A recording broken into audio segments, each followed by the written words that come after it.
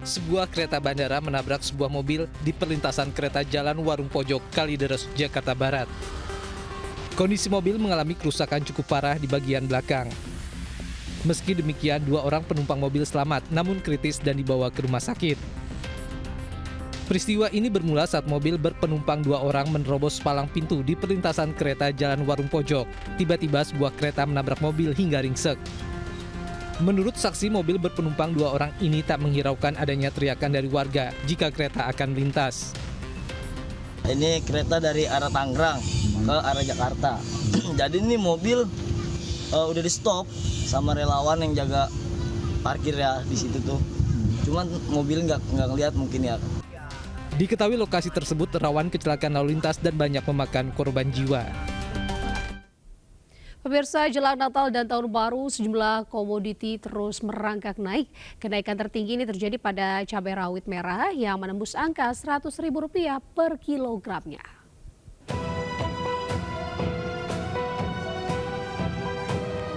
Sudah hampir 2 pekan lebih harga komoditi sayur mayur dan sejumlah kebutuhan pokok lainnya mengalami kenaikan harga di pasar tradisional.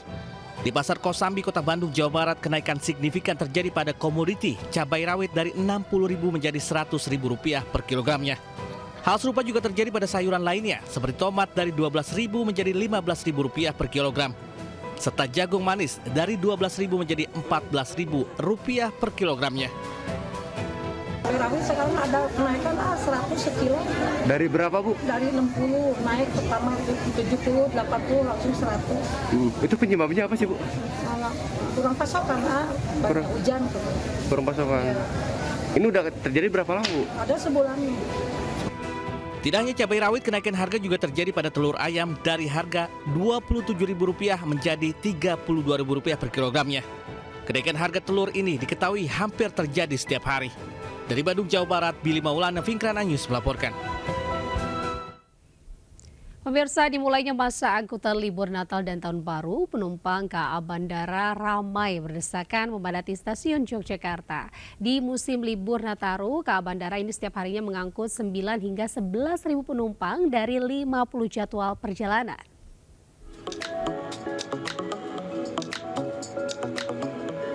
Beginilah suasana ratusan penumpang kereta api bandara yang ramai memadati stasiun Yogyakarta pada hari pertama dimulainya masa angkutan libur Natal dan Tahun Baru Kamis sore. Selama masa angkutan Nataru, operasional kereta api bandara di area Yogyakarta melayani total 50 perjalanan setiap harinya dengan rata-rata penumpang diperkirakan mencapai 9 hingga 11.000. Para penumpang juga memilih menggunakan kereta api bandara karena dinilai lebih cepat dan aman dengan harga tiket yang terjangkau.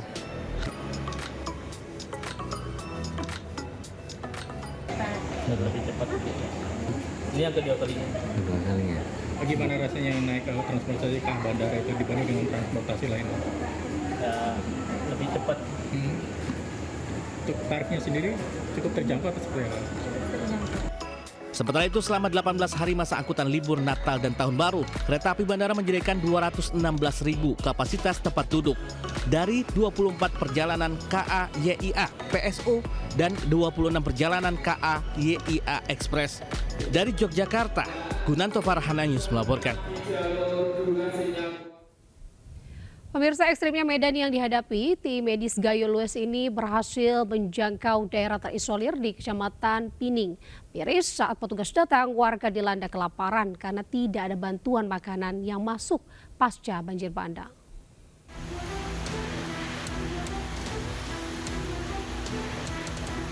Tim kesehatan didampingi TNI berhasil menembus daerah terisolir yaitu Kecamatan Pining, Kabupaten Gayo Lues.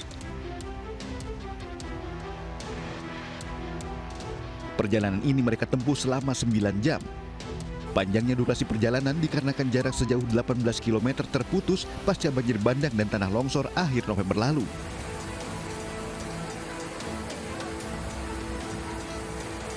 Setibanya di lokasi, tenda pengungsian berdiri seadanya dan terpal lusuh menjadi atap perlindungan warga dari hujan dan dinginnya pegunungan.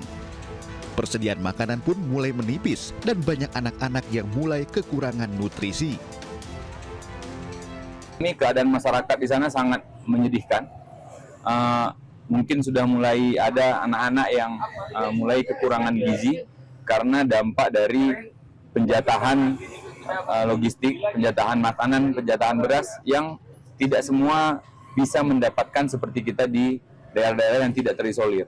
Jadi tujuan kami sebenarnya adalah medis, tapi ternyata dalam perjalanan kita menemukan masalah-masalah kemanusiaan akibat terisolasinya masyarakat di sana. Hingga kini Kecamatan Pinang masih membutuhkan perhatian serius.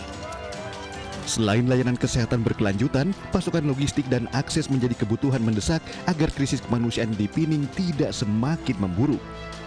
Dari Kabupaten Gayo Luas, Aceh, Dosaino Ariga, iNews melaporkan. Pemirsa, pasca banjir dan longsor, nestapa baru kini menghantam warga Tapanuli Tengah, Sumatera Utara. Krisis air bersih memaksa para korban bertahan hidup dengan kondisi memprihatinkan.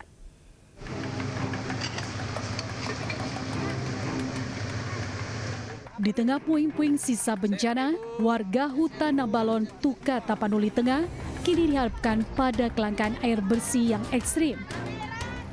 Untuk sekedar mencuci pakaian, warga terpaksa menggunakan air kubangan yang keruh bercampur lumpur. Pemandangan ini seolah menunjukkan betapa berharganya setetes air bersih di lokasi ini. Karena untuk bisa menikmati air bersih, warga harus menempuh perjalanan berkilo-kilometer di desa lain yang tidak terdampak.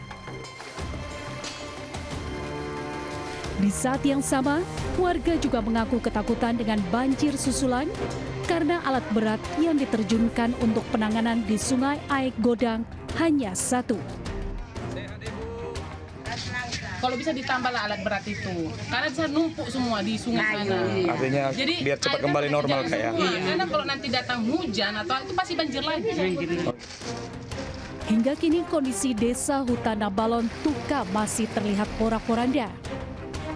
Material batu dan kayu berukuran besar masih berserakan di mana-mana, seolah menjadi saksi bisu betapa dahsyatnya terjangan banjir dan longsor yang terjadi saat itu.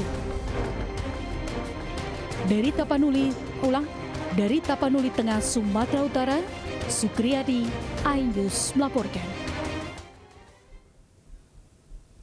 Pemirsa, pemerintah Kota Medan mengembalikan bantuan dari Uni Emirat Arab. Hal ini dilakukan setelah ditegur pemerintah pusat dan Gubernur Sumatera Utara.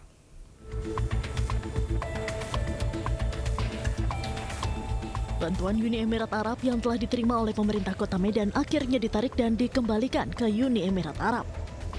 Hal ini dilakukan Pemkot Medan usai ditegur pemerintah pusat dan Gubernur Sumatera Utara lantaran pemerintah belum membuka diri untuk menerima bantuan dari pihak asing.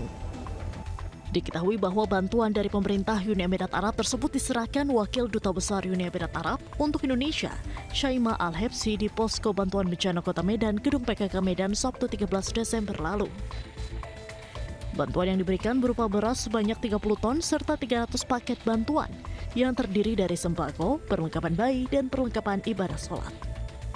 Kembalikan kepada Uni. Alasannya apa Pak Wali? Karena memang pemerintah belum ataupun tidak menerima bantuan dari pihak asing. Jadi kita kembalikan dan nantinya bisa dimanfaatkan kembali.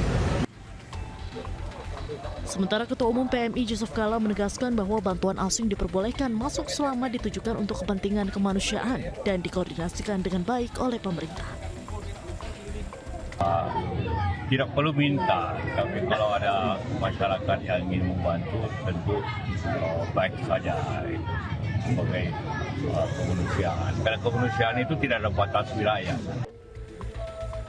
JK juga mengajak seluruh pihak untuk bekerja bersama dalam penanganan bencana di Sumatera. Tim Liputan iNews melaporkan. Pemirsa, ledakan gas terjadi di wilayah Dragonskoye, Belgorod, Rusia, Kamis waktu setempat. Sebuah rumah hancur akibat insiden tersebut.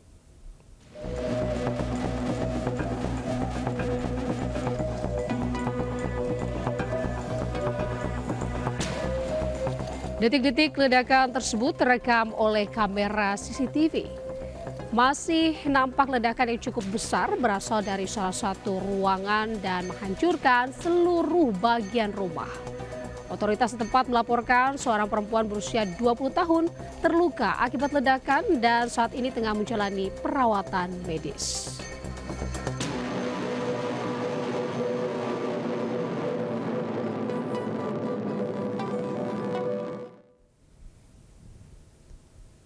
Pemirsa, gelombang protes meluas di Dhaka, Bangladesh menyusul meninggalnya tokoh pemuda Syarif Osman Hadi.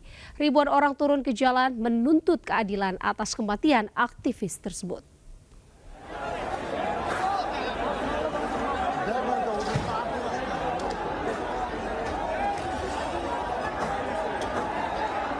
Ribuan demonstran memadati sejumlah titik strategis di Dhaka, Bangladesh sejak kabar meninggalnya Syarif Osman Hadi, tokoh muda yang menjadi simbol gerakan mahasiswa pada 2024, tersebar luas.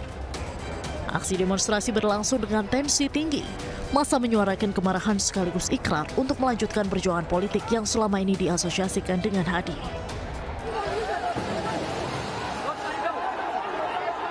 Sejumlah kawasan di Dhaka pun dilaporkan tegang hingga larut malam. Sejumlah gedung dibakar, bahkan 2 kantor media besar di Dhaka turut dibakar massa. Aparat kepolisian dan para militer dikerahkan dalam jumlah besar untuk mengantisipasi potensi kekerasan lanjutan dan menjaga stabilitas keamanan. Diketahui Syarif Osman Hadi meninggal dunia di Singapura Kamis 18 Desember 2025. Sebelumnya Hadi ditembak di bagian kepala di Dhaka dalam insiden yang diduga sebagai upaya pembunuhan berencana. Otoritas setempat berkomitmen penuh untuk menjamin penyelidikan transparan atas kasus meninggalnya Syarif Osman Hadi.